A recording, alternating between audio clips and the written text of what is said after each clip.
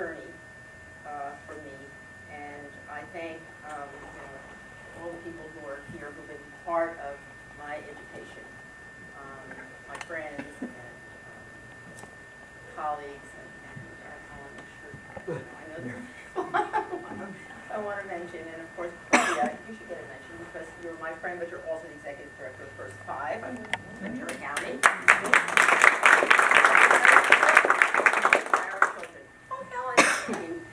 I know, not for me. I know. It's okay, but like you're here too. So, without you, Helen, I wouldn't have been here the first time. I was told to brighten the corner where I was. But leaving. No. Anyways, I will finish up just thanking everyone for letting me be part of this district in such a rich way. And I will say that, yes, I went to a lot of things. It sounds like I have no life.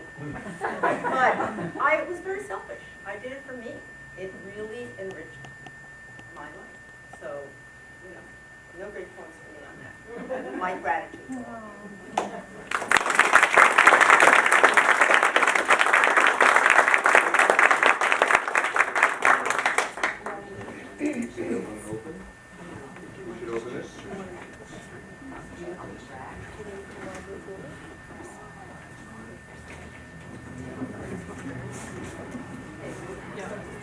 Terry, we meant to recognize you as well. We really value what you do for the district. Danny and I were babies together.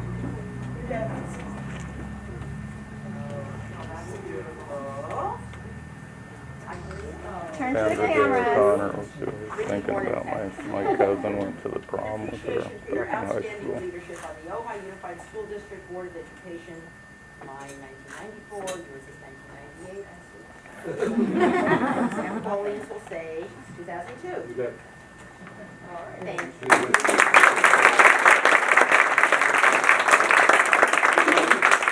We're going to do a, what we do? Oh, Steve. Oh, Steve, do you have a proclamation? Yes. A proclamation. On behalf of the Board of Supervisors, certificate of appreciation for all three retiring board members. There's been so much said, the only thing I'll say is that I think everybody in this room agrees that the most important thing a society should do is invest in the education and the training of the next generation. And you can invest by the dollars, but you can also invest by the time. And you guys made a huge investment.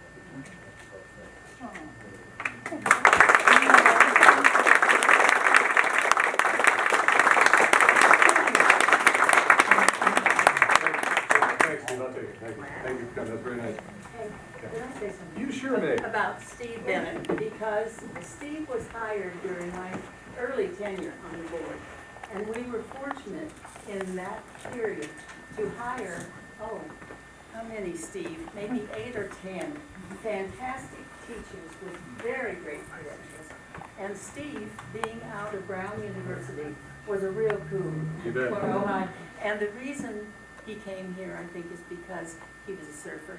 Well, then he hired other surfers by the way. Yeah, one of whom is now our high school principal. Well, he made And one a was great a former high school contribution principal. before Different- he different- went to the county. So we've been lucky to have him.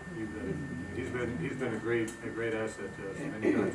So pleased with the flowers. Thank you. Thank you. Ms. Jordan, thank you. And so, plenty of cake. All we have to do is, like in a wedding where they turn around the room. Okay. So we're going to ask you to sort of get up over there, turn around the room. For the board meeting, okay.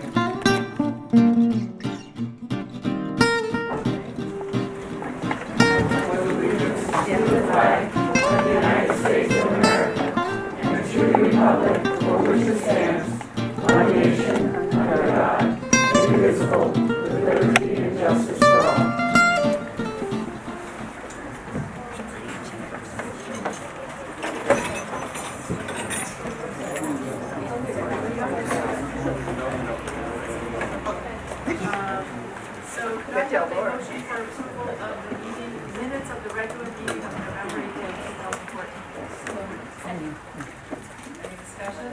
All in favor? Aye. Madam Thank you. And now maybe vacate. You're done. All right, thank you.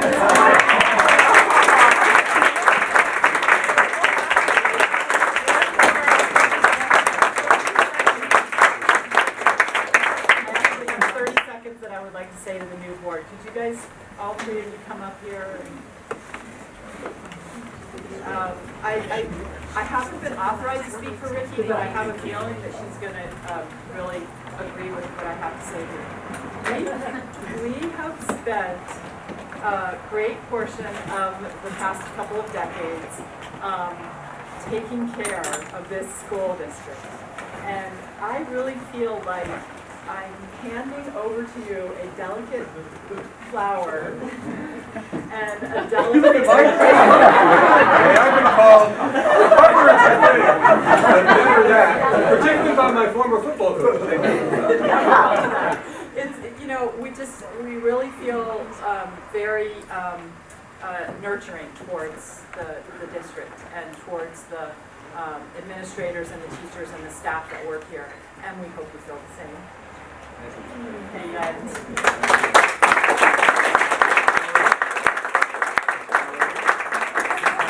So, we would love to have you have the correct plates with the correct names and spots and things like that. So, let's see. So, let me stay there, and then stay here, and you have a spot there. Okay. We're balancing, we're gender balancing here. Okay, good. Okay. So, right. So, I'm going to do just a couple of ministerial things. One, first of all, is to reintroduce and thank Stan Manzer for coming. He's on his typical tight time schedule. He's going to Pleasant Valley soon. So if you would please do the honors of administering the oath to the three new members. That's great. Thank you. Thanks. Good evening, everyone. It's an honor and a pleasure. I would like the new board members to stand if you would. I'll let you know that this is your last chance. And I didn't really need to ask that question, but thank you for your dedication, particularly to the district, such as Ojai, which has not been without its challenges, but it only makes it stronger. And one of the other things, besides your dedication to kids, is your dedication to the underpinnings of democracy in our future. And I know you will carry out those duties, not in the footsteps of your predecessors, because I don't think you can fill them, but you can walk alongside them. Are you ready? Yep. Okay. Raise your right hand, and then we're going to go at the remedial pace, so we don't mess up.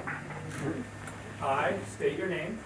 I, Jane Brown, Do solemnly swear or affirm do solemnly swear or affirm that I will support and defend that I will support and defend the Constitution of the United States the Constitution of the United States and the Constitution of the State of California and the Constitution of the State of California against all enemies, foreign and domestic, against all enemies, foreign and domestic, that I will bear true faith and allegiance that I will bear true faith and allegiance to the Constitution of the United States to the Constitution of the United States and the Constitution of the State of California, and the Constitution of the State of California, that I take this obligation freely, that I take this obligation freely without any mental reservation without any mental reservation or purpose of evasion, or purpose of evasion, and that I will well and faithfully and that I will well and faithfully discharge the duties discharge the duties upon which I am about to enter.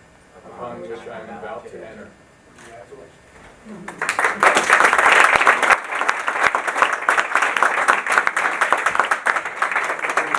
Thank you very much.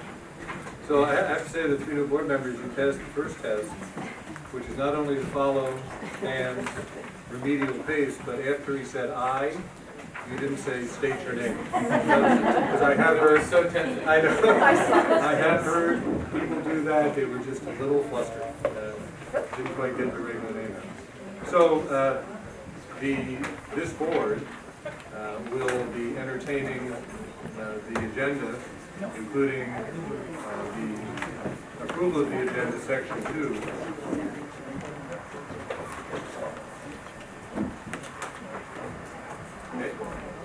Section 2, after the officers are elected. So my job is really very simple. If you look at item 6.2, now that we've done 6.1, we will now complete the election of the governing board, board president, vice president, and clerk, which requires actions, obviously, by vote of the board.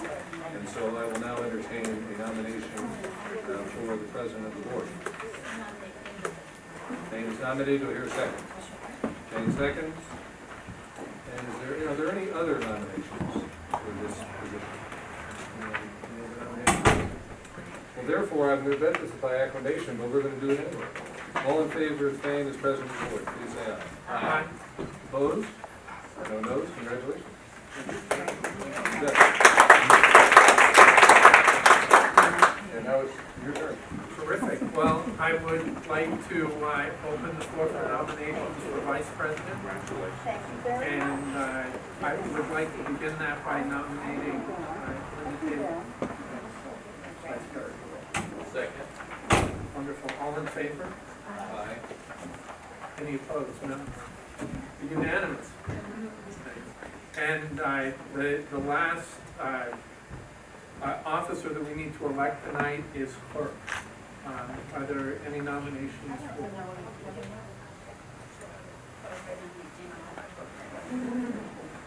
Bring it on, Rita. Are there any other nominations? Let's see.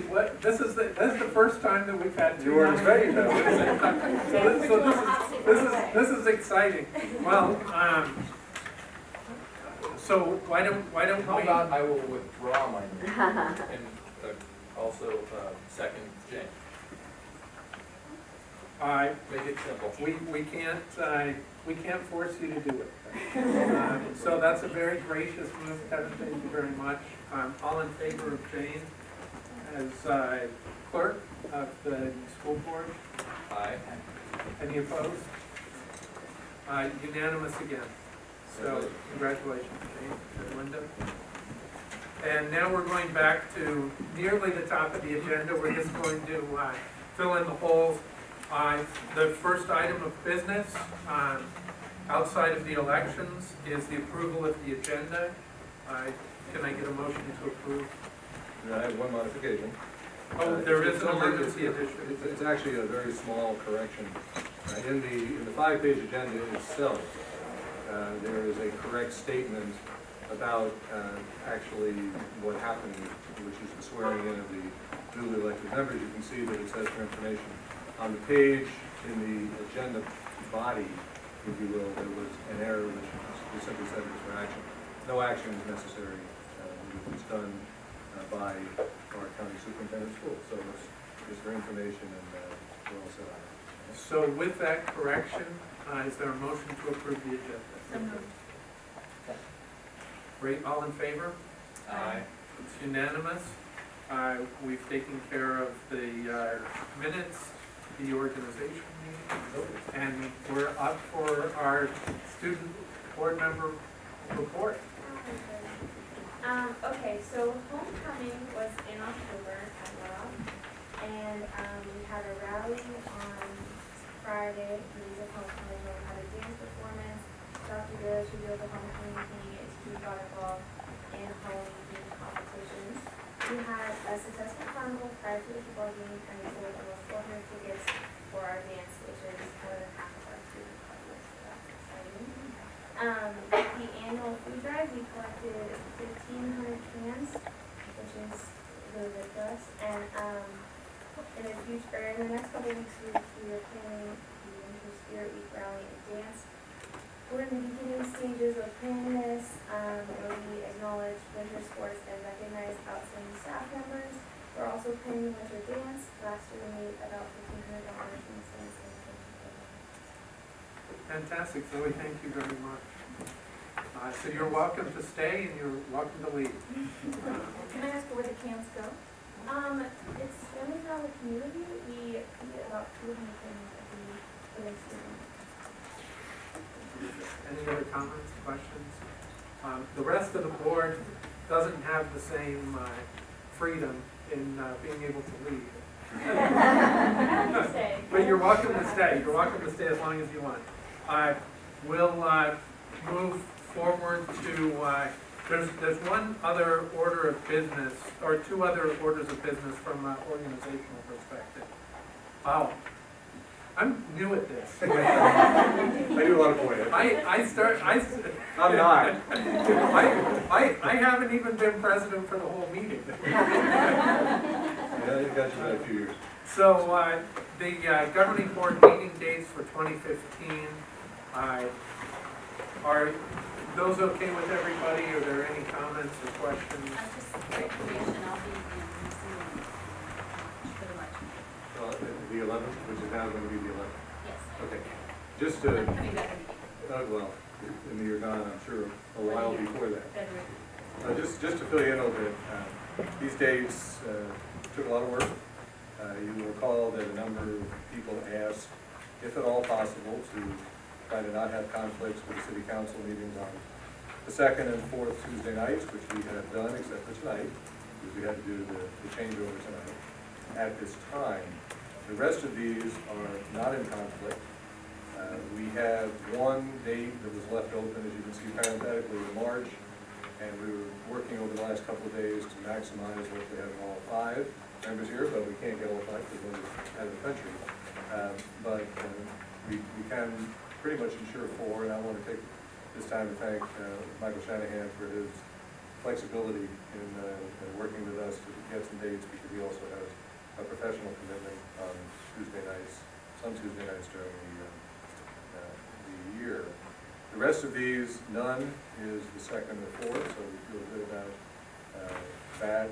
This December one, December 8th, Kathy, that one has to be, right? Okay, so that's the only one we're conflict. But in general, we managed to avoid any conflicts, more certainly well fewer than have existed in previous years. So the only one now that I'll be recommending we meet on March 11th, Wednesday, instead of Tuesday the 10th. Again, in this case, to accommodate tonight. And so I recommend these dates for March 11th filled in as the one date.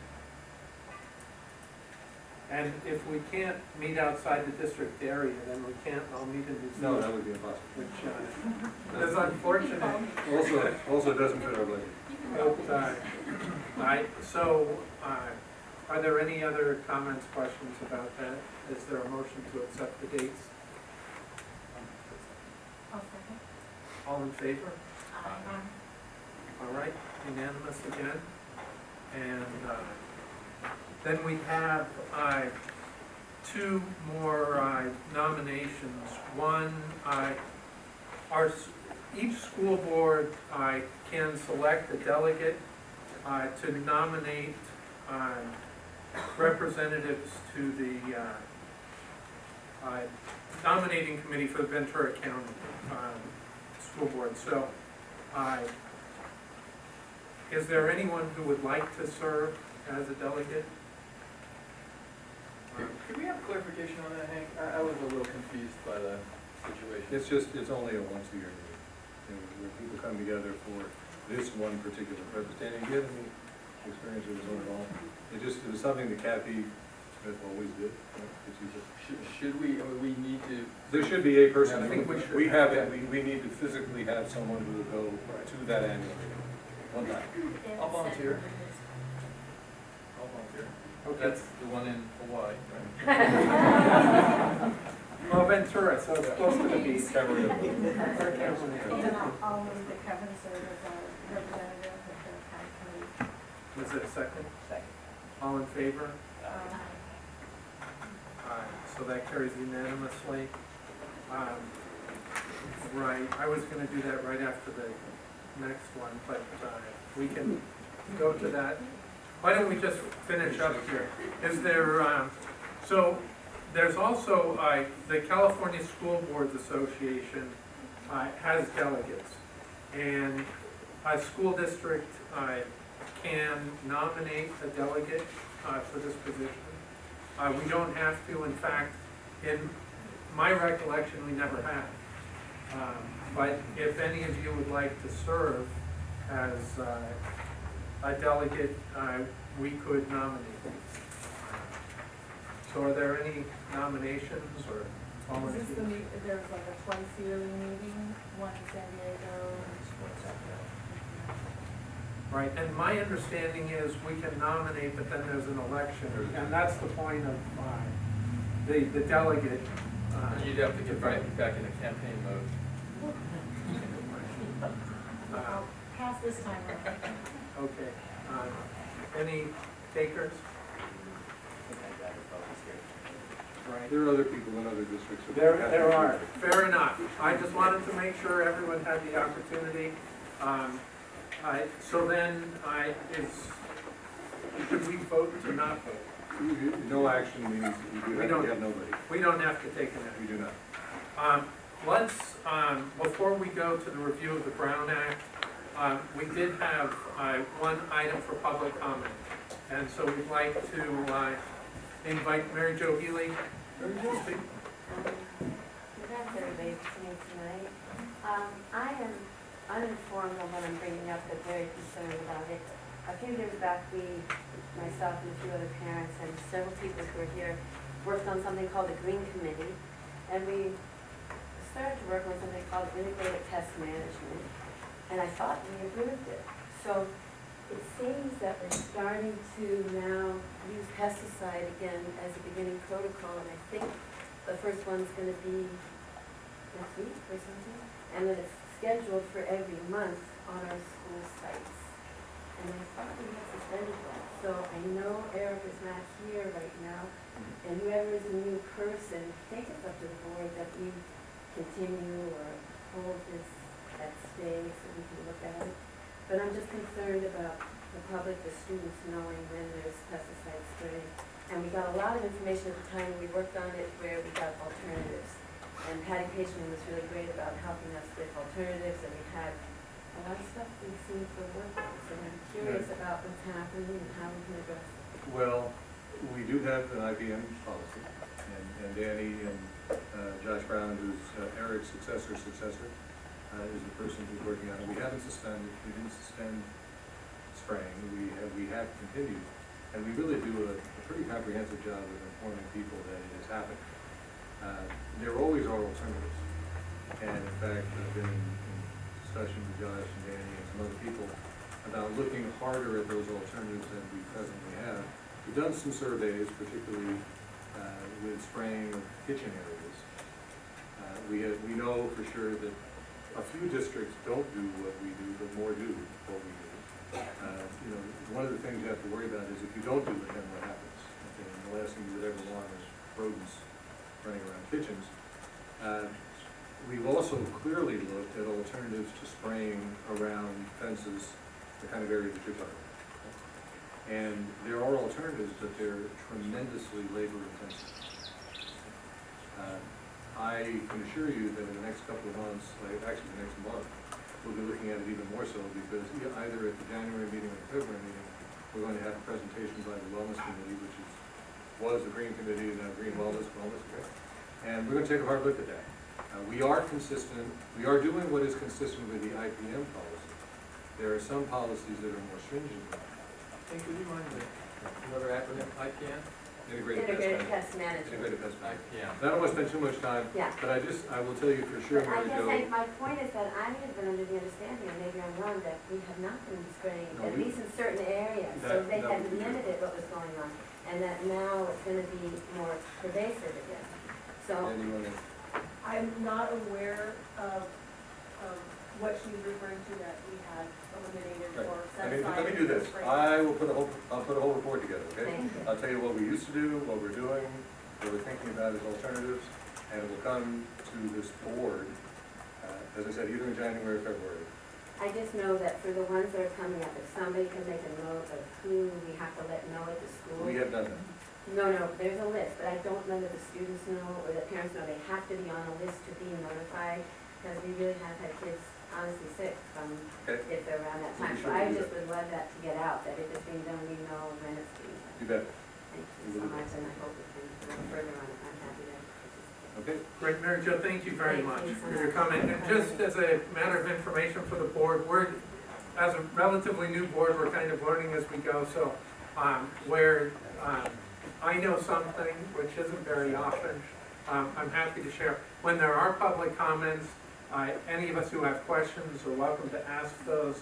If there are comments, you're welcome to make them. We can't go into too much detail as a board because then it wouldn't be agendized. But we very much appreciate getting information from the Thank community. you for giving me the time, I really appreciate it. Yeah, thank you very much. Superintendent, when your report comes forward, will you be including non-toxic options? Yes, yeah, for sure. And I got a quick question. Do we already notify the principal? Yeah, every school that, We have an annual notification process that's required by the state of California where in the annual rights, I send out to all parents in the packet a list of a lot of information. And one of those items is the pest management where you can get notified and it's an annual option.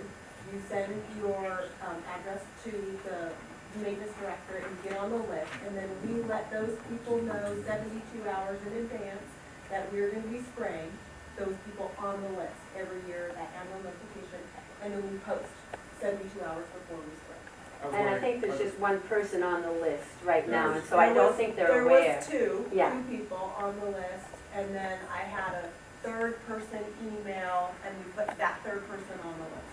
So not many folks know. Are the principals on the list? Um, I mean, do the the principals get told? principals know, yes, not through that list, but Right. through. I'll be on through the Or the some rest. other means? So as we're discussing an item that's not on the agenda, it's an appropriate time to turn the time over to our superintendent for a discussion of the. oh, Brown Act. Well, there are a lot more people here than anticipated, so I won't be handing this out to everybody. But let me just hand this out to the people at the table, and let me tell you that I know everybody always sits with great anticipation and enthusiasm for my monologue on the Brown Act. This is a requirement of the organization meeting every year, and I promise to keep it short, nor will I read this because that's just not my style. But it's important to remember and know actually that the Brown Act in California mirrors similar acts all over the country. In fact, I doubt that there's a state in the country that fails to have something like this, just different name, different year that it passed. It all has to do with doing the work of public bodies in public. This particular act was passed in 1953. It was short compared to most statutes, a little under 700 words.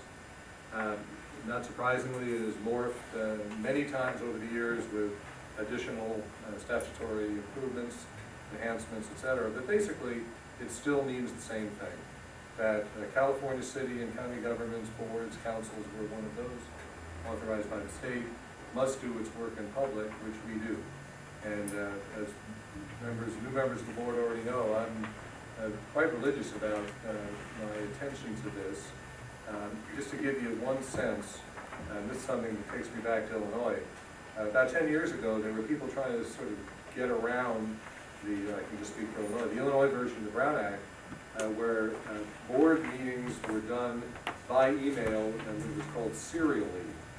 So one board member would send an email to another, who would send it to another, send it to another, and it wasn't technically meeting physically, but the result was the same. So board members were sharing information outside in this case, the confines of the board meeting room like this.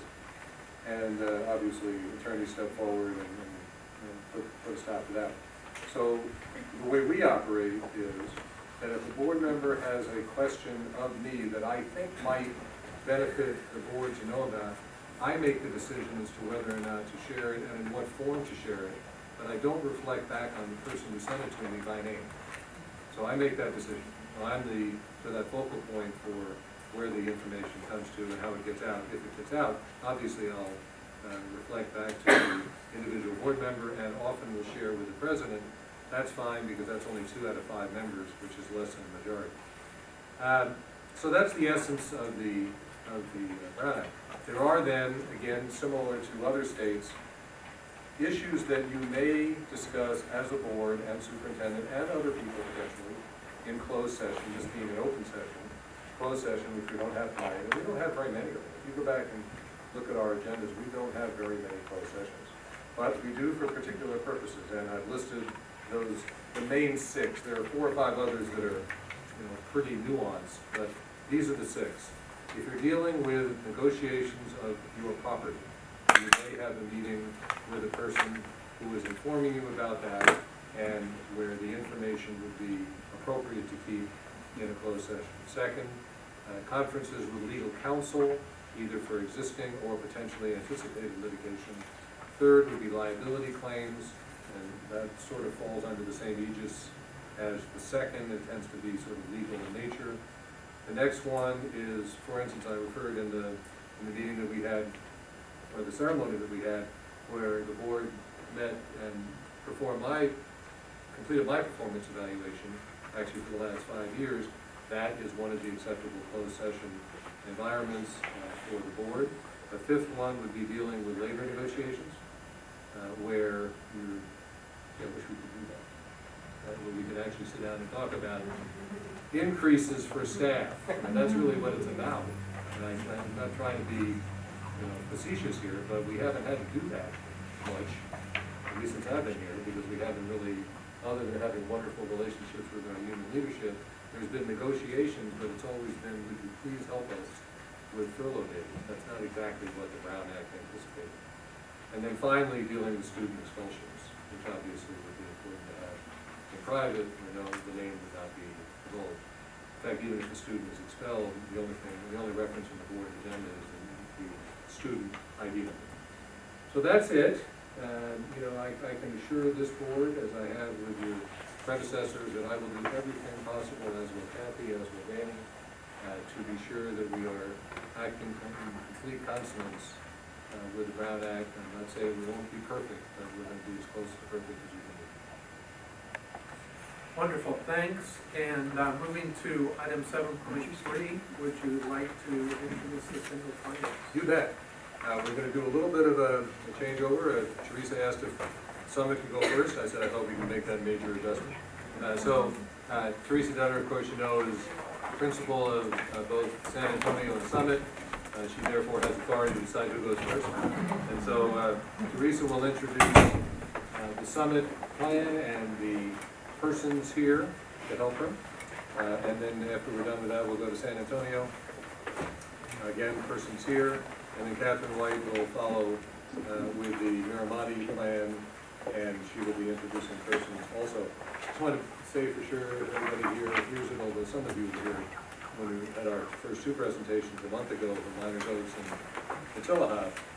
This is a program that we really not only take a lot of pride in, but we have adjusted rather radically over the last number of years. We try in these plans, presentation of these plans, to give those in attendance, particularly the board of course, a flavor of what makes that particular school unique. Obviously, you've been following, I'm sure, Common Core and the fact that California transitioned to Common Core rather slowly, which meant that there are no testing data from last spring. Therefore, we don't have to worry about reporting it this fall. That will change next fall. So here we are with the opportunity to hear from Teresa and her faculty and just learn about Summit and San Antonio in whatever form you wish. That's all you wish. Hey, great. Thanks for having me. And first of all, I'd like to say welcome to the new board. It's going to be an interesting time for you as you get to know all these different schools. And I know some of you a little bit. I haven't had a chance to meet you just yet, but welcome. And saying thanks for all your hard work. I have to say, I'm going to miss Ricky and Pauline and Kathy very much. I always felt their support very, very much. So I'm sure I'll get that from you guys too, but it's such a cozy support. I really appreciated that. And cohesiveness is really the name of the game for both the schools that I'm going to speak about.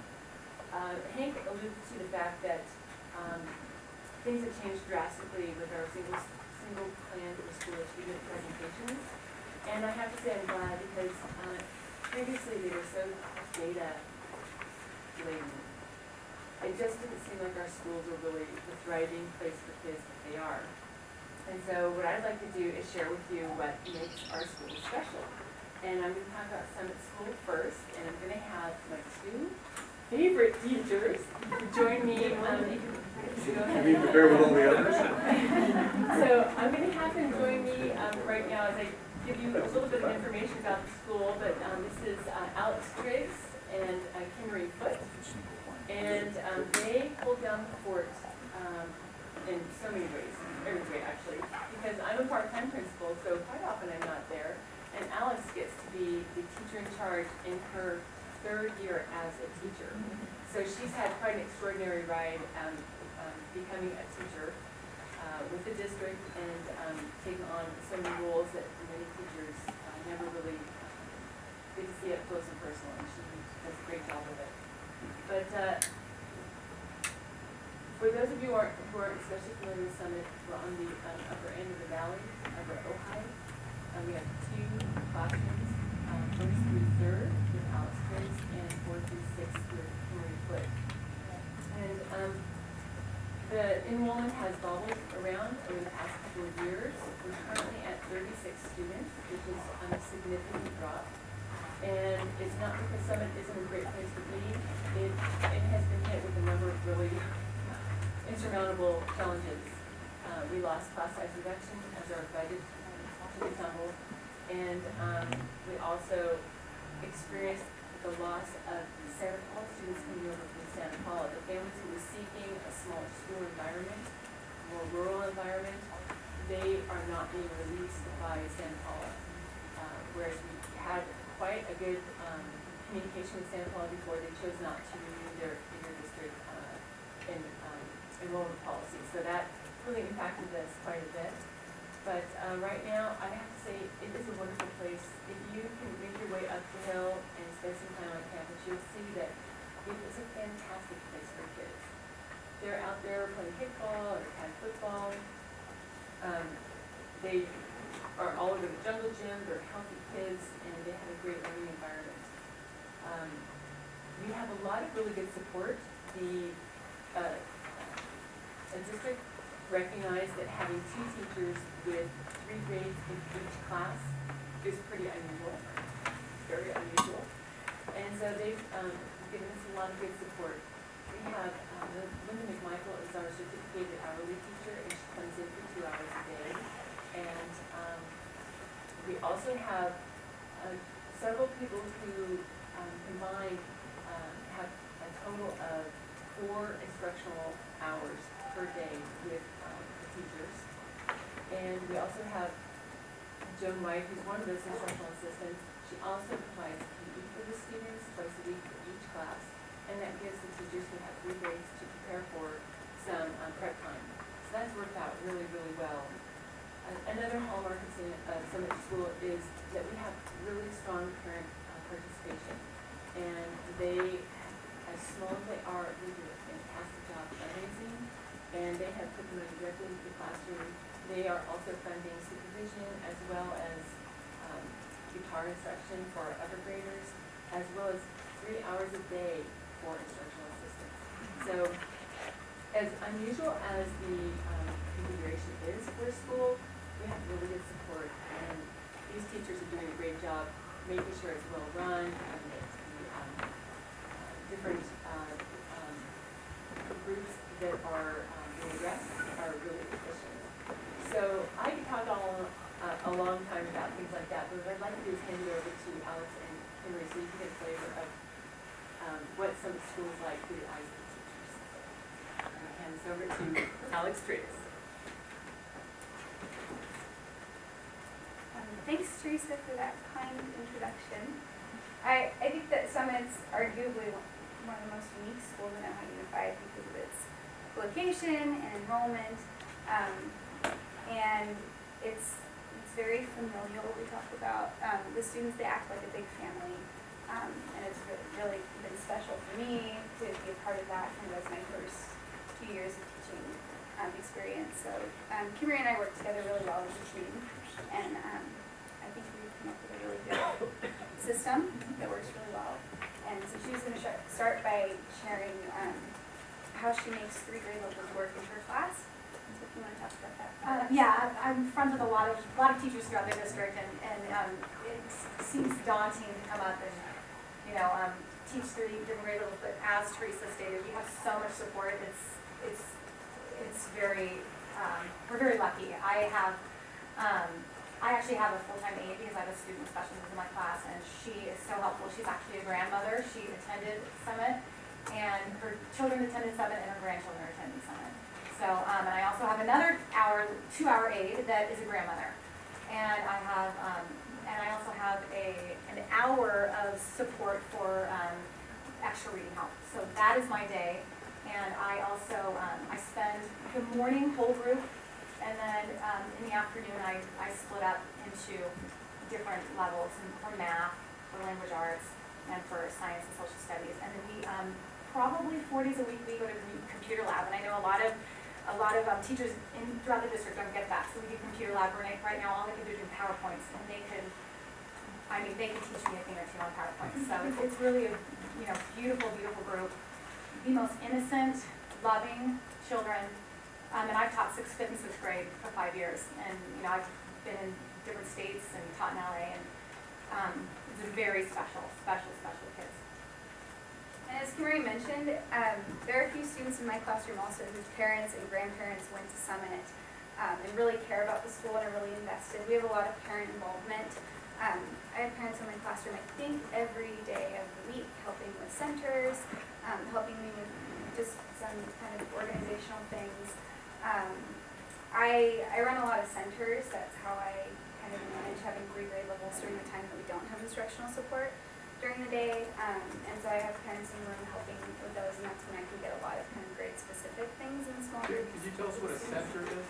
I do rotations, so if I have 22 students, I'll have groups of 4 and 5 in different places in the classroom doing different independent activities, or some guided by parents depending on what I'm available for the day. So I might have a close reading center with me, students journaling in another part of the room, doing an activity with a parent over here. So it lends really well to primary grade instruction, a lot of movement and different things, and not doing anything for a long period of time. So I do that in the mornings, mostly when I have, in the mornings and the afternoons when I have all 3 grade levels. But I also have a 2-hour chunk of the day where I get a group, and then I have Linda McMichael, who can take the 3rd graders out of the room for curriculum support and help with them. And then I also have me that helps specifically with 1st grade. So we kind of have 2 hours of the day where we can split them up and give them grade-specific instruction, and it works out really well. I don't do centers. I do the kids. Really, just the nature of most of these children that have been here since preschool are very, very successful at independent work. So we both work for hours, usually our Wednesdays, hours and hours preparing next week's just skills centers, review of skills, and I have like a packet of work to meet all of their needs. And one week I didn't do it. It was a week we had 2 days off, and they would not let me forget it. I'm like, oh. So that's kind of how we keep the children on task, working at their ability level while we're working with other students. And one of the things that I think makes Summit really unique is how we can do so many whole school activities. We have a lot of events and functions and things that we do periodically throughout the year that can involve every student on campus. So we have weekly assemblies that are 1st through 6th grade that are every week that everyone's involved in. We are going to be doing a school play pretty soon. We do Readers Theaters activities across grade levels. Right now we're doing several different Readers Theater activities, which is basically a play where the students can read their script, so it builds fluency, where some of my students and some of her students are in, they work together. There's 1st through 6th graders reading a script together, helping each other out, and we do whole school field trips throughout the year. Every lunch and recess is whole school, so you see on the playground 1st graders playing with 6th graders like it's nothing, like it's normal. That just is how they have learned to be at school, is to help each other and to work together. We have a preschool on site, and kind of the same thing. The students are used to being around the preschool students, and they're involved in some of the things that we do. And yeah, we have lots of functions that involve parents. We're going to have a holiday bazaar coming up. We had a big kind of Halloween festival and some other Thanksgiving holiday functions that involve all of the student body, and a lot of the parents participate in those activities as well.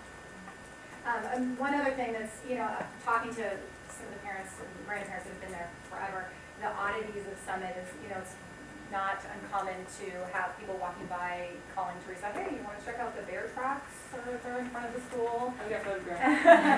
And the other day, a student was picked up, it was her birthday, her grandparents picked her up on a tractor, and all the family was there. And I haven't seen this yet, but horses, children need to pick up by horses.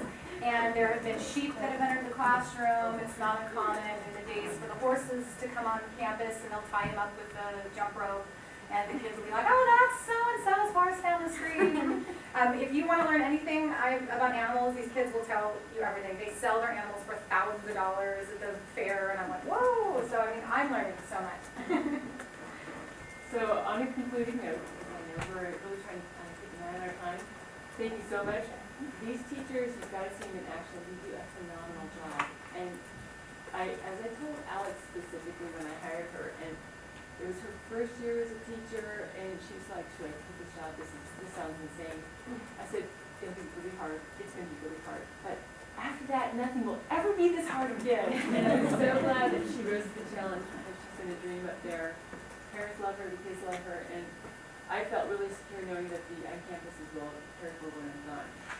So that's a really big blessing to us. So that's Summit School. Do you have any questions for us? Terrific. What we've done in the past is kind of start at one end and work around. I think it's a good tradition. Dane, if you want to start off, you don't have to ask anything or comment. I don't think I have any questions. Sounds amazing. I got a quick one, and I wish I had brought it up earlier because it's more kind of logistical, but I noticed that Miramani has shown some scores from 2013 and 2014. Apparently there's some alternatives you can use to the standard testing, and I don't see any on the... And I'm sorry, I brushed over that in my desire to be fast. With San Antonio and Summit, the smaller schools, quite often we don't have a comparison from year to year because our subgroups are so small. The information is too clearly included to give a student or set students. So quite often we will have an insignificant database with which to publish data. We did have, well, that's for San Antonio. So almost all of the test scores, especially the previous CST, California Standards Testing scores, we didn't have any subgroups to compare. It was basically just an overall school score. So that's very unique to Summit School. San Antonio had that to a lesser degree. We just only had one subgroup that really had a sufficient score, sufficient population to have a score coverage. Do you guys use any kind of methodology to try and assess, I know it's a very, very small group of kids, but where they are relative to their peers at different schools and elsewhere in the state? Yes, they keep an eye on that. Previously, they would have the standardized scores, and they could compare with their grade level counterparts here in the district. And we have a really good grade level collaboration throughout the year, and there is a lot of collaboration going on even day to day, month to month, with other teachers here in the district. So they do keep an eye on, well, how are your kids doing? Look at that unit over there, how do kids do? So some of it is less formal data, and some of it's more formal. And we're using the same programs throughout the district, it's all so new, crappy, all these names are just computer. The dibbles, we're using everything that everybody else is using. But again, this year it's very new, so the verbiage is. Yeah, with this transition from the standardized testing, California standards, to Common Core, we're in that transition where the scores are really not readily available. So. I do have a question about the 4, 5, and 6. I think it was last year, you were basically teaching like a history and a science at a certain 4th grade curriculum, and then the next year you would teach the 5th and the 6th. Is that still happening? I'm running the program a little differently just because this is my first year there. I teach them all of their curriculum. I actually, because of Common Core informational, language arts is really so important. So science and social studies, that is informational reading. So that becomes part of my language arts. And then if I do a project, I may pick just maybe a 6th grade project, but they are all getting their social studies and science curriculum, the 4th, 5th, and 6th graders. I think I know what you're referring to, and in previous years, the teachers who had been there quite a long time and had this very steady sequence of students coming up through the grades, they were able to kind of zero in on a specific grade, and then knowing that the students would cycle through.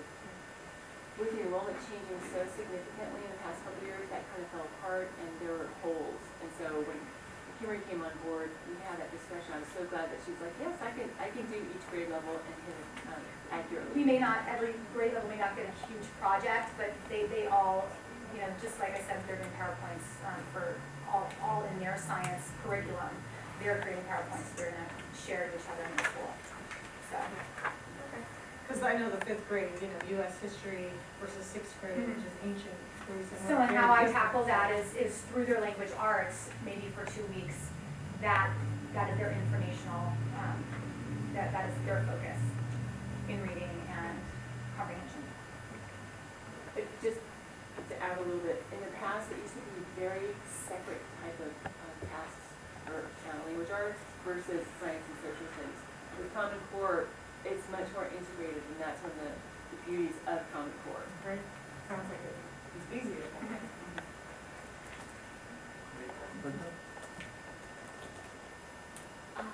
Alex, I've had a chance to observe you a couple of times in the past year, and I have to, and I apologize because I know you sound fabulous. I just want to compliment you on your command of the students. You have such a way with them. It's really wonderful to see, and it's just, I think you're just a fabulous teacher. And, you know, I'll get a chance to see you also. Like you said, Teresa, it's really great to have such a fabulous person take over, because it's a hard job, and I know last year was very hard with the video. And how many students do you guys have in each class in each grade level? I have 22 students. I have 5 in 1st grade, 7 in 2nd grade, and 2 in 3rd grade. And I have 14. So I have 7 6th graders, 3 5th graders, and 4 4th graders.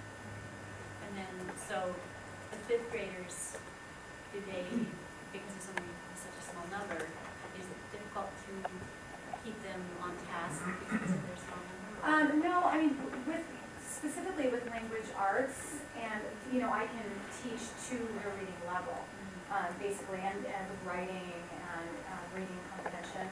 So I'll do a lot more grouping, ability grouping with that. The math is the tricky part, because you really don't want any holes in there. FOSNOs have been beautiful. Those are the tasks where it's about a 3-week task. They really are beautiful, but what I'll do right now, I'm doing a task that involves a lot of fractions, but then I'll pull small groups, and I really have to focus where the 4th, the 5th, and 6th graders, what do they need? What part of a fraction, you know, of the curriculum do they need to? And so that's the tricky part, but it's working, and that's where it's the small groups. And do you have an instructional aid for math also, or no? I have instructional aid that helps me for 2 hours with specifically with math. Yeah. Thank you guys so much. I have a question. I did have a comment, though. I noticed several times in your document you talked about the safety and the nurturing environment, and I sense that coming through, and I know that this is a very complicated arrangement that you work in, and I think it's your dedication and your commitment and your enthusiasm really that makes it work. And so when you talk about that familial vibe that the students have, you know where that comes from, so thank you so much. Perfect. Well, Alex, Kimmery, Teresa, thank you very much for the insight into Summit. Again, as you've mentioned and as we've mentioned, it does take a great degree of flexibility and creativity to make things happen well, and very much appreciate that. Back to Teresa. We do have an action item now. You can do all three at the same time. Okay. So we are going to transition. I'm just going to pretend I'm driving on Denison Grade to one of my other schools. So as we transition to this,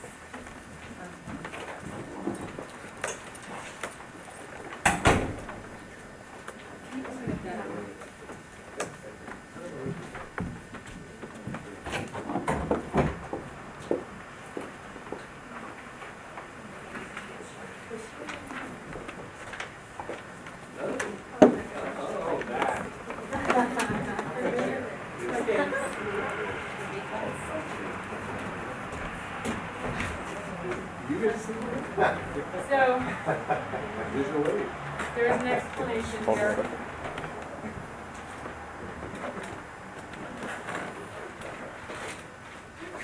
If you can't see, there's a very cute bear with a t-shirt and jeans.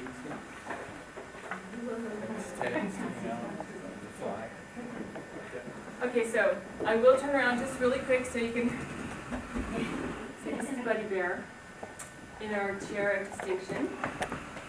And Buddy Bear has actually sat in our chair of distinction several times over the years to highlight a particular point we try to make. I generally don't do props and all that stuff, so forgive me. Just bear with me on this, but it finally dawned on me that I had to do this because I refer to this chair of distinction every meeting I've ever had. So here's our chair of distinction. And the background on this is that getting kids up in front of the school to highlight their successes and what's good and true in this life just can't be overstated. And so when I set eyes on this chair at the Ojai Save Our Schools rummage sale out here on the lawn several years back when we were in such distress financially, it's like, bought it from shoot, I me. saw that chair and I thought, oh, here's your chair. That was my chair. Oh my gosh, thank you. See, your generosity to our school system has made a difference for kids. Right. Oh my gosh. Okay, so every assembly we place that there, and there is a student who embodies all those characteristics that we promote throughout the day, throughout the week, throughout the school year, and the kids know all about what this chair represents, and it's kindness and friendship and thoughtfulness and trying hard in school and all those things. And so to ask to be seated in the chair of distinction is the highest honor that we have. So on that note, that's what that's all about. And Buddy Bear is one of our significant members of our population at San Antonio, and that belongs to Isis Colburn. And this bear is an integral part of her class. She teaches transitional K and kindergarten. You have to stop in and see her class because Buddy Bear interacts with the students, and after the students learn the proper care and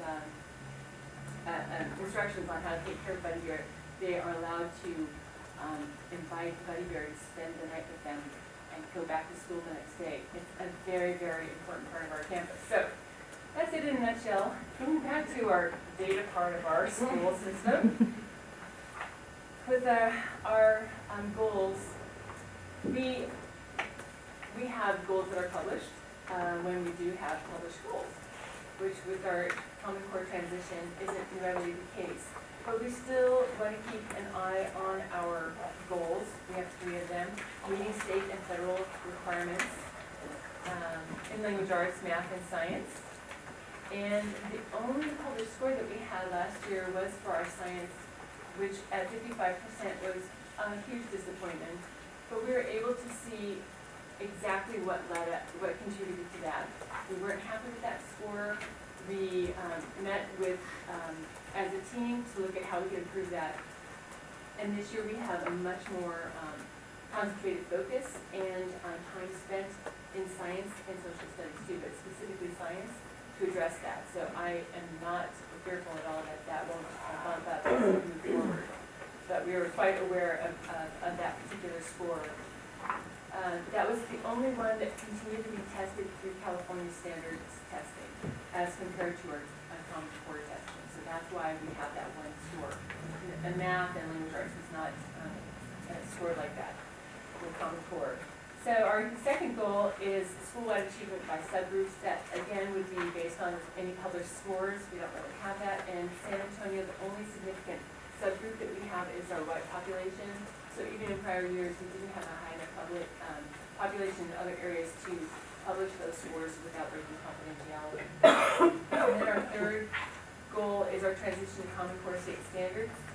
And I have to say I'm so pleased with this team of teachers, kindergarten through 6th grade, because transitioning from what teachers have done for so long with the standards